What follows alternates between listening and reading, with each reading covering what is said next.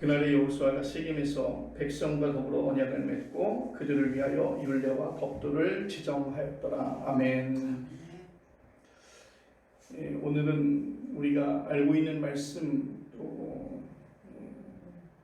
이렇게 보면 데자뷰와 같은 모습을 바라볼 수가 있습니다. 우리가 성경에서 나타나 있는 위대한 지도자라고 이야기하고 있는 모세와 더불어 또 그 모세의 마지막처럼 또 오늘 우리가 읽은 여호수아 마지막 장을 읽었는데 여호수아는 모세의 뒤를 이어서 이스라엘 민족을 가나안으로 이끌고 들어간 위대한 선지자요 또한 위대한 리더십을 가지고 있는 지도자였습니다. 오늘 이 두 사람이 고대 이스라엘의 지도자 가운데서 아주 각별히 특별한 위치를 차지하고 있다는 데에 대해서는 우리가 의문을 제기할 필요가 없을 줄로 압니다. 물론 이들보다 역사적으로 앞서는 족장들은 그야말로 씨족의 우두머리에 불과했습니다. 그에 반한다면 모세와 여호수아는 이스라엘이라고 하는 민족 전체를 이끈 인물들이었습니다. 이들보다 역사적으로 뒤에 등장하는 사사들이 있었죠. 이스라엘의 위기에 처할 때마다 분연히 일어나서 지도력을 행사하는 데 그쳤지만 모세와 여호수아는 항시적으로 지도력을 행사했던 것을 볼 수 있습니다. 왕정시대의 왕은 단지 정치적인 지도력만 확보되었고 예언자들은 종교적인 지도력에 이렇게 머물러 있었지만 오늘 등장하고 있는 여호수아 또한 그의 스승처럼 또한 스승이었던 모세처럼 또한 이 모든 두 가지의 지도력을 모두 확보하고 있었다는 사실을 우리는 생각해 볼 수 있습니다. 그래서 어떻게 보면 성경 속에서 이들을 따라간 인물들이 이스라엘의 역사 가운데서는 찾아보기 어려울 정도로 아주 독보적인 인물들이 모세와 여호수아입니다. 그런데 우리가 성경 말씀을 이렇게 살펴보면 모세와 여호수아가 같은 운명의 길을 걷고 있었다는 것을 볼 수가 있습니다. 어떻게 생각해보면 이름만 바뀌었고 사람만 바뀌었지 그 길이 아주 비슷하다는 것을 느낄 수 있습니다. 모세는 이스라엘 백성을 애굽에서 이끌어 나와서 홍해를 건넌 뒤에 광야에서 40년의 세월을 보내고 가나안을 목전에 둔 요단강 동편에서 그는 죽음을 맞이합니다. 그를 뒤를 이어서 여호수아는 이스라엘 백성을 이끌고 나와서 마치 모세가 홍해를 기적적으로 건넌 것처럼 그는 요단강을 기적적으로 건넌 뒤 가나안을 정복해 나가는 가운데 그 과업을 마치지 못하고 마지막 죽음을 맞이합니다. 모세는 죽기 직전에 백성들에게 말씀을 전합니다. 그것이 신명기이죠. 여호수아도 죽기 직전에 말씀을 나누는데 그게 바로 오늘 우리가 읽은 여호수아서 24장의 말씀입니다. 모세가 시내산에서 율법을 기록했다고 한다면 여호수아는 세겜에서 율법을 기록했습니다. 오늘 우리는 이 세겜의 약속을 좀 집중해서 볼 필요가 있습니다. 여호수아 24장 1절은 이렇게 말하고 있습니다. 여호수아가 이스라엘 모든 지파를 세겜에 모으고 이스라엘 장로들과 그들의 수령들과 재판장들과 관리들을 부르매 그들이 하나님 앞에 나와 선지라. 여호수아는 이스라엘의 12지파를 대표하는 장로와 수령과 재판장과 관리들을 세겜에 불러 모아놓고 하나님 여호와의 말씀을 전하고 있습니다. 아브라함으로부터 시작을 해서 이삭, 야곱 그리고 모세를 거쳐서 광야 생활과 가나안 정복의 역사를 모두 다루고 있는 내용입니다. 여호수아가 여기서 말씀하려고 하는 핵심은 그것이었습니다. 하나님이 그들의 모든 삶을 지켜주셨다. 하나님이 오늘 이 시간 여기까지 함께 하신 줄로 믿습니다. 그것이 바로 여호수아의 고백이었고 이스라엘 백성들의 고백이었고 또 여호수아가 이제 마지막 죽음을 목전에 두고 그가 하나님 앞에 고백했고 백성들로 하여금 그 고백을 따르게 하기 위해서 한 말씀이 하나님께서 여기까지 우리를 도우셨다는 것입니다. 여호수아 24장 13절 말씀 내가 또 너희가 수고하지 아니한 땅과 너희가 건설하지 아니한 성읍들을 너희에게 주셨더니 너희가 그 가운데 거주하며 너희는 또 너희가 심지 아니한 포도원과 감람원의 열매를 먹는다 하셨느니라. 아멘. 그러니까 너희가 한 것이 없다는 거예요. 너희가 수고하지 아니한 땅과 너희가 건설하지 않은 성읍을 누가? 하나님께서 주셨다는 거예요. 우리는 그것을 누렸다는 거예요. 그리고 우리가 심지 아니한 포도원과 감람원의 열매를 우리는 먹었다는 것입니다. 처음 아브라함이 가나안에 정착할 때부터 지금 이스라엘 민족이 다시 가나안의 자리를 잡을 때까지의 정말 긴 역사에서 일어난 놀라운 사건들이 모두 하나님께서 하셨다는 것입니다.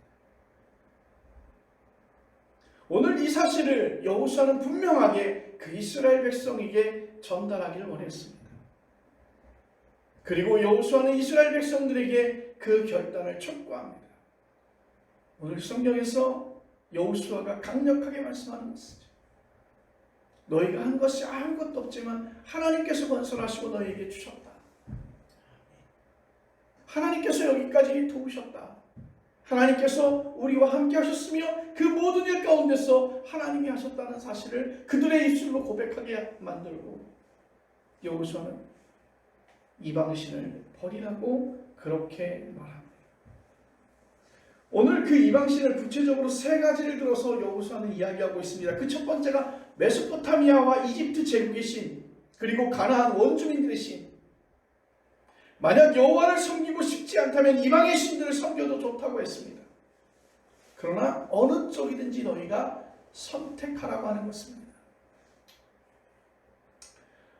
이스라엘 백성이 뭐라고 대답을 했을까요? 여호수아 24장 16절로 18절에서 그들은 여호와를 버리고 다른 신을 섬기는 일을 하지 않겠노라고 다짐합니다.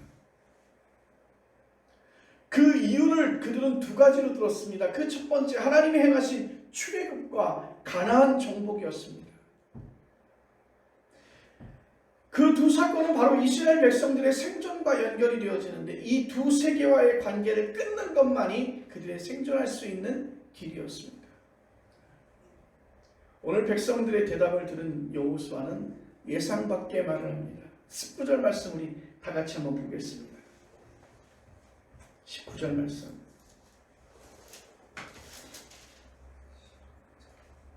자, 24장 19절 말씀. 여호수아가 백성에게 이르되 너희가 여호와를 능히 섬기지 못할 것은 그는 거룩하신 하나님이시요 질투하시는 하나님이시니 너희의 잘못과 죄들을 사하지 아니하실 것입니다. 너희가 여호와를 능히 섬기지 못할 것은 그는 거룩하신 하나님이시요 질투하는 하나님이시니 너희의 잘못과 죄들을 사하지 아니하실 것입니다. 여호수아가 이스라엘 백성에게 말하지 않습니까? 너희가 한 것이 아무것도 없음에도 불구하고 너희가 지금 즐기고 너희가 누리고 있는 모든 것은 하나님의 은혜였음을. 그래서 너희는 이방의 신들을 버리라. 그래서 이스라엘 백성들이 고백합니다. 이제 우리가 다른 신을 섬기지 않겠습니다 라고 고백하는데 오늘 19절 말씀에 여호수아는 이렇게 말하는 거예요. 너희가 여호와를 능히 섬기지 못할 것은 그는 거룩하신 하나님이시요 질투하시는 하나님이시니 너희의 잘못과 죄들을 용서하지 아니하실 것이다.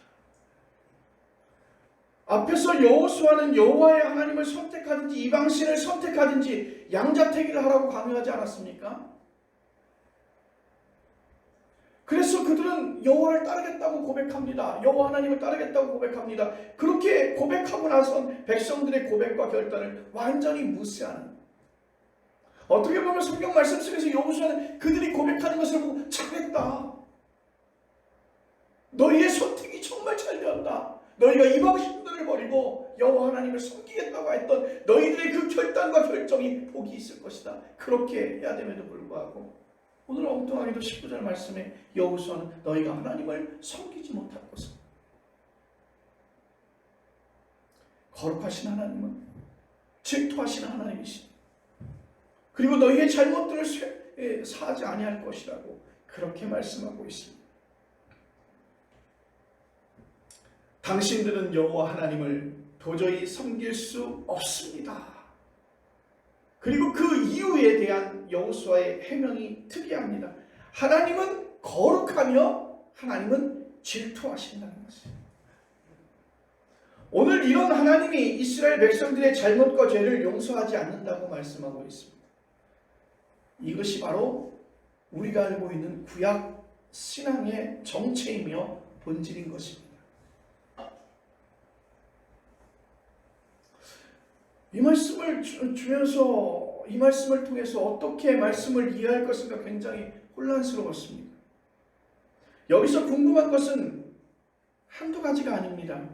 우선 이스라엘 백성들이 하나님을 능히 섬길 수 없다면 왜 여호수아는 그 이스라엘 백성에게 하나님을 섬기라고 설교한 것일까? 이미 안 되는데 능히 하나님을 거룩한 하나님이시여 질투하시는 그 하나님이시기에 너희가 능히 섬기지 못할 것인데 왜 그 이스라엘 백성에게 하나님을 섬기라고 설교하고 있는 것입니까? 하나님의 속성이라고 말씀한 거룩과 질투가 또한 연결되지 않습니다. 거룩함과 질투. 더구나 우리가 알고 있는 하나님은 용서와 자비의 하나님이신데 오늘 예수님도 우리에게 메시지를 주실 때 7번씩 70번씩이라도 이 말씀은 무슨 말씀이냐면 49번을 용서하라는 것이 아니라 470번을 용서하라고 하는 것이 아니라 영원히 용서하라고 하는 말씀이신 거죠. 그런데 지금 여호수아가 전하고 있는 하나님은 용서에 아주 인색하신 분처럼 그렇게 읽혀지고 있습니다. 이 모든 질문은 모두 연결되어져 있는데 어떻게 연결되는지는 이미 여러분이 조금 눈치채고 있을 테니까 제가 여기서 그것에 관해서 자세히 설명하지는 않겠습니다만 대신 지금 여호수아의 설교를 듣고 있는 이스라엘 백성들이 어떤 형편에 처했는지를 설명해야 될 것입니다. 거기에 이 모든 질문에 대답이 들어 있습니다. 오늘 이스라엘 백성들 그리고 그들에게 설교하는 이스라엘의 예언자들에게 가장 큰 관심은 가나안에 정착해서 생존하는 것이었습니다. 성경을 보면요, 하나님께서 이스라엘 백성들을 출애굽해서 젖과 꿀이 흐르는 땅 그 가나안 땅에 입성을 시키는데 하나님께서 그 가나안을 깨끗이 정리하고 그 이스라엘 백성들이 그 가나안 땅에 들어오는 것이 아니라 이미 그 가나안 땅에는 가나안 땅에 살고 있는 원주민들이 있었어요. 이스라엘 백성들은 저 땅에 대해서 어떻게 보면 하나님께서 그들에게 허락하신 땅이라고 하지만 그건 그들의 말이고 그들의 원주민들에게는 침략자에 불과했다는 것이죠. 그런 혼란의 시대에 그들이 원주민들과 함께 살고 있었다는 것입니다. 그곳에 생존하고 정착하고 생존하는 것이 가장 큰 문제였다는 것이죠. 여러분 어떻게 보면 주인이 있는 땅이에요. 주인이 있는 땅이에요. 주인이 떡 버티고 있으니 어떻게 해야 됩니까? 믿음의 차원에서만 본다면 하나님의 조상 아브라함과 이삭과 야곱을 통해서 우리들에게 이미 주시겠다고 한 약속의 땅이니 비켜달라고 그렇게 주장할 수도 있지만 여러분 그런 주장이 상식적으로 받아들여질까요? 아브라함이 가나안에 들어갈 때도 이미 그곳에 사람이 살고 있었고 출애굽 이후 여호수아와 함께 가나안에 들어갈 때는 더 많은 사람들이 살고 있었습니다. 여러분 여기서 비켜달라고 하는 말은 가나안에서 정말 씨도 먹히지 않는 그런 말이었죠. 그러면 어떻게 할까요? 그곳에 들어가려면, 그곳에 정착하려면 힘으로 빼앗는 길밖에 없습니다. 그 과정이 여호수아서에 상세하게 기록되어져 있는데 여리고성과 아이성 전투, 그 침략한 사건을 비롯해서 12지파의 땅 분배가 모두 그런 이야기입니다. 여러분 이스라엘은 하나님의 특별한 능력으로 가나안 부족들과의 전투에서 승리합니다. 이런 기록으로만 본다면 이스라엘이 가나안 원주민들을 쉽게 아니면 그게 아니더라도 결국 모두 무난한 것처럼 보이겠지만 여러분 실제로 전혀 그렇지 못했습니다. 이스라엘의 고대 왕정 시대에도 가나안에는 이스라엘만이 아니라 여러 부족들이 모여 살았어요. 솔로몬 이후 남유다와 북이스라엘로 나라가 갈라진 것도 역시 여기에 살고 있던 여러 부족들의 힘들이 가세하였기 때문에 가능했던 것입니다. 가나안 부족들은 문화적으로 군사적으로 이스라엘보다 강했습니다. 이스라엘이 가나안 원주민들을 힘으로 완전히 몰아내는 것은 매우 불가능한 일이었습니다. 말로도 안 되고 힘으로도 안 되면, 또한 자기들만이 살 만한 다른 장소를 구할 수 없었다면 방법은 한 가지였습니다. 함께 어울려서 살 수밖에 없었다는 거죠. 여러분, 힘으로도 몰아낼 수 없고 말로도 몰아낼 수 없다면, 그리고 내가 대안을 찾아서 다른 곳으로 이주할 곳이 없다면 방법이 없어요. 함께 어울려서 살 수밖에 없습니다. 그게 진정한 의미에서 하나님이 원하시는, 하나님이 말씀하시는 이 시대의 평화일지도 모릅니다. 그게 가능하기만 하다면 가장 좋은 길인데 가나안의 현실 역사에는 매우 불가능했죠. 여호수아가 말씀을 선포하고 있는 세겜이 이런 점에서 상징적인 의미가 있습니다. 여러분, 세겜은 잘 생각해 보세요. 아브라함이 하나님의 약속을 받은 장소가 바로 세겜입니다. 그리고 야곱의 딸 디나가 성폭력을 당한 뒤 그의 오빠들이 그곳 부족을 집단 살해한 장소가 또한 세겜입니다. 이스라엘은 가나안에서 한시도 평화롭게 살지 못했습니다. 강력한 군사력으로 가나안 원주민들과 주변의 제국을 몰아낼 수도 없었습니다. 그리고 그들과 평화롭게 살지도 못했습니다. 무엇이 문제일까요? 앞으로 어떻게 해야 될까요? 하나님께서는 그 땅을 이스라엘 백성들에게 허락하신 땅이라고 주셨다고 한다면 깨끗이 정리한 상태에서 그 땅을 이스라엘에게 허락하셨으면 좋을 텐데,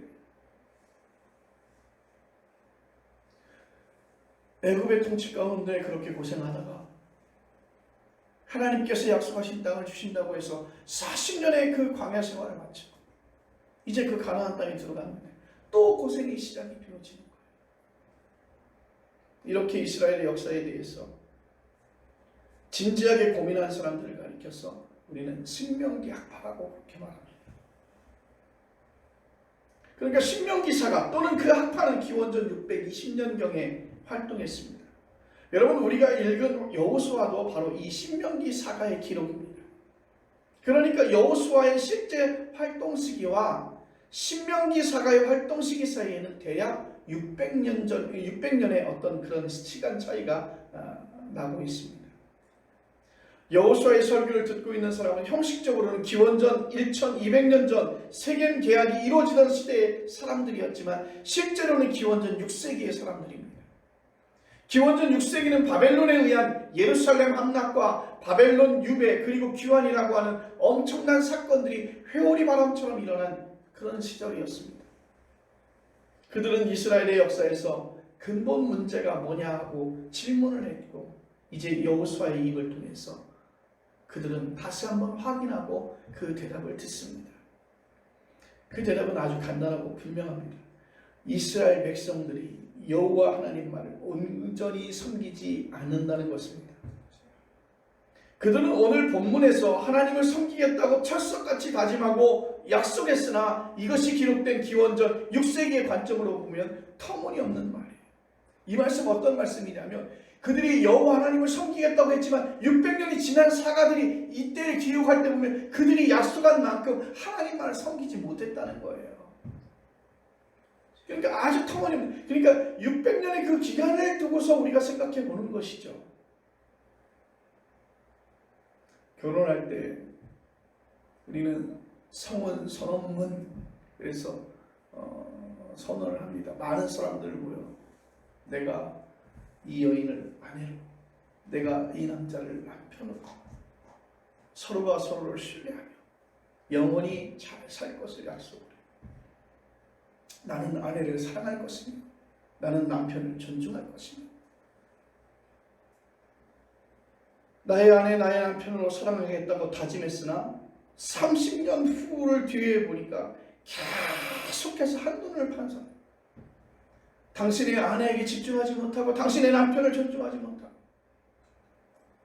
그런 사람들과 똑같이 비슷한 상황들을 확인한 것입니다. 그래서 오죽 했으면 여호수아가 이스라엘 백성들을 향해서 당신들은 여호와 하나님을 섬길 능력이 없다고 그렇게 말씀하지 않겠습니까?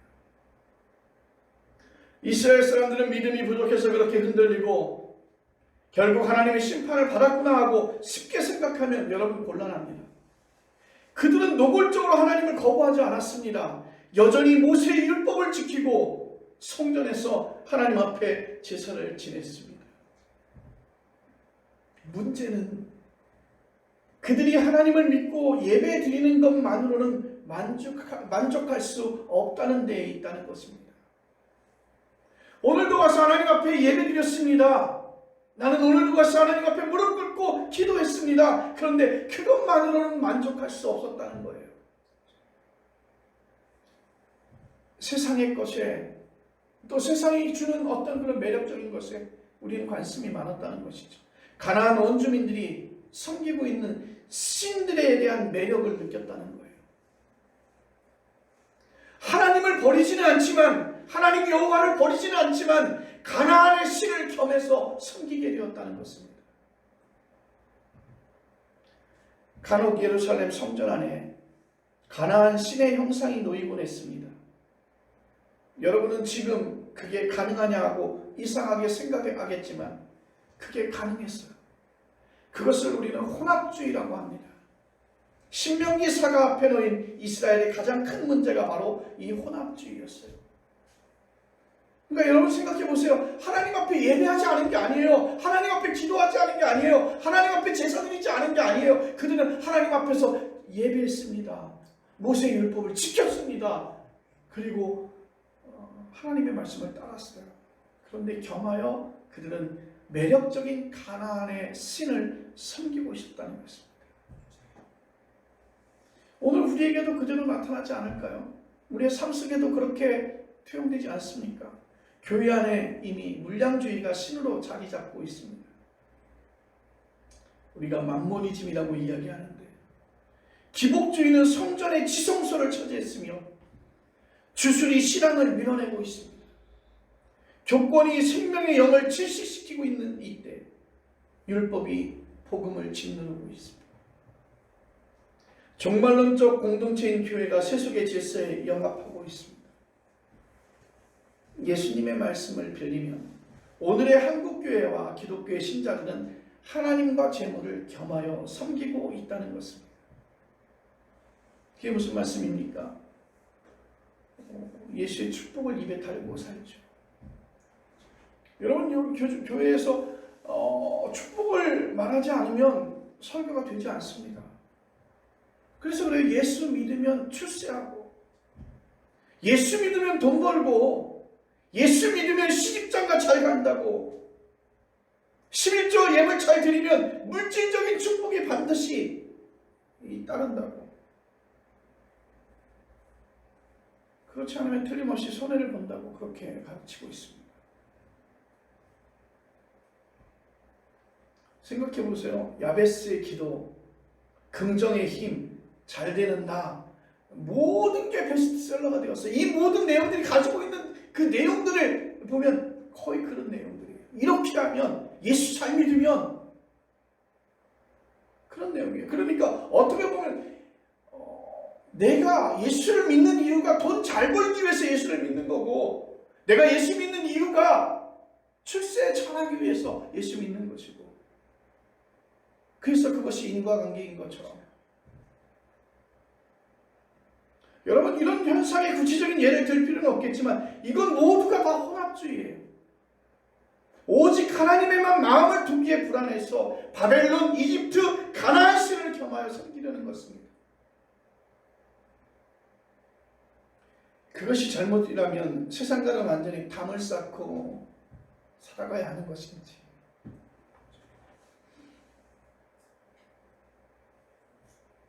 우리의 삶 속에서도 세상과 단절된 삶 그런 삶은 이 세상을 살아가는 우리에게 아예 가능하지도 않을 뿐 아니라 그렇게 산다고 해서 우리가 하나님만을 섬기게 된다는 것도 보장할 수 없습니다. 중요한 건 어디에서 어떤 방식으로 살든지 우리 마음의 중심에 누가 자리하고 있느냐 하는 것입니다. 여러분, 우리가 하나님 앞에 예배하는 것이 우리가 돈을 잘 벌기 위해서 예배하는 것이 아니라 나를 구원하신 하나님, 나를 자녀 삼으신 하나님, 그 하나님을 찬양하기 위해서 예배하는 것 아닙니까? 여러분, 우리의 생명을 누가 보장하고 있습니까? 우리 성도들의 말로는 하나님이라고 하지만 실제로 그렇습니까? 이스라엘 백성들은 이름과 형상이 없는 하나님, 구체적인 복지를 제공하지 않는 하나님에게만 만족할 수 없었어요. 그래서 그들은 풍년과 타산을 보장하고 있는 가나안의 신을 겸해서 섬길 수밖에 없었습니다. 가나안의 종교적 이데올로기에 삶의 기쁨을 찾아보려고 쉬지 않고 그들은 기웃거린 것입니다. 그래서 오늘 하나님은 그것을 용납하지 않으셨다고 신명기 사가가 그렇게 증언하고 있습니다. 그 증언은 이스라엘의 역사에서 사실로 드러난 것입니다. 그 역사적 사실에 근거해서 하나님의 뜻을 선포합니다. 그 하나님은 질투하는 분이라고 말씀하고 있습니다. 여러분, 질투라고 하는 용어가 성경에 기록되는데 이해가 되지 않아요. 그것도 거룩하신 그 하나님을 표현하는데 그 거룩성과 질투를 같이 겸하여 이야기하는 것이 참 어울리지 않는 것 같아요. 제가 질투를 찾아보니까 이렇게 나와요. 질투는 한 남자가 한눈을 팔 때 여자들이 느끼는 분노를 가리키고 있다. 물론 남자에게도 똑같은 일들이 일어나죠. 그렇지만 하나님이 어디 인간처럼 질투하는 분이겠는가? 인간은 사랑을 소유로 생각하기에 상대방이 한눈을 팔 때 질투심에 불타지만 사랑의 근원이신 하나님이 이런 질투는 좀 어울리지 않는데.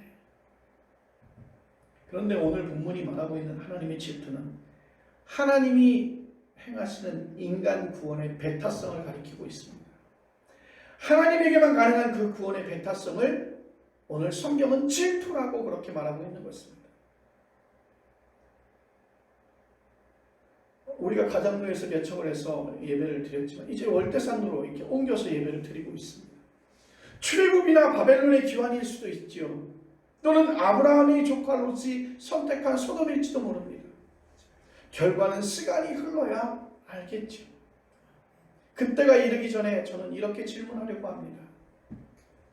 어떻게 해야 교회가 부흥할 수 있을까? 그런 걱정을 할 수도 있겠죠. 교회를 위해서 걱정도 하고 계획도 세우고 기도도 할 것입니다. 그런데 그런 것들이 그렇게 결정적으로 중요하지 않을 수 있다는 사실을 우리는 알아야 합니다. 역사를 이끌어 가시는 분은 질투하시는 분이십니다. 우리의 중심이 하나님에게 순전하지 못하면 교회를 향한 우리의 모든 열정은 생명을 자기 손으로 이루어보야 말겠다는 인간적 욕망이 쉽게 떨어질 수밖에 없다는 것이죠. 질투하시는 그 하나님 앞에 선다는 것은 매우 두려운 일입니다. 불꽃 같은 눈으로 사람의 중심을 꿰뚫어 보시는 하나님 앞에서 과연 누가 순전하다고 말할 수 있겠습니까? 저는 여러분을 불안과 두려움에 빠뜨리기 위해서 이런 말씀을 드리는 것이 아니라 그 반대인 것입니다. 여러분, 하나님의 질투는 거룩한 줄로 믿습니다. 그 거룩한 질투는 우리의 구원을 향한 하나님의 열망이며 격정인 줄로 믿습니다. 하나님은 우리를 구원하기 위해서 그의 아들 예수를 보내시기까지 하셨습니다. 자기 자신을 십자가에 내어주신 분이 있습니다. 그것을 아는 사람은 그를 찬양하지 않을 수 없습니다. 여러분의 영혼이 하나님의 거룩한 질투에 휩싸여 생명의 불꽃으로 살아가시기를 간절히 바랍니다. 그 고백으로 주님 앞에 나아갈 때 우리는 여호와께 향할 수 있는 귀한 은혜가 있다는 사실을 기억하시기를 간절히 바랍니다. 기도하겠습니다.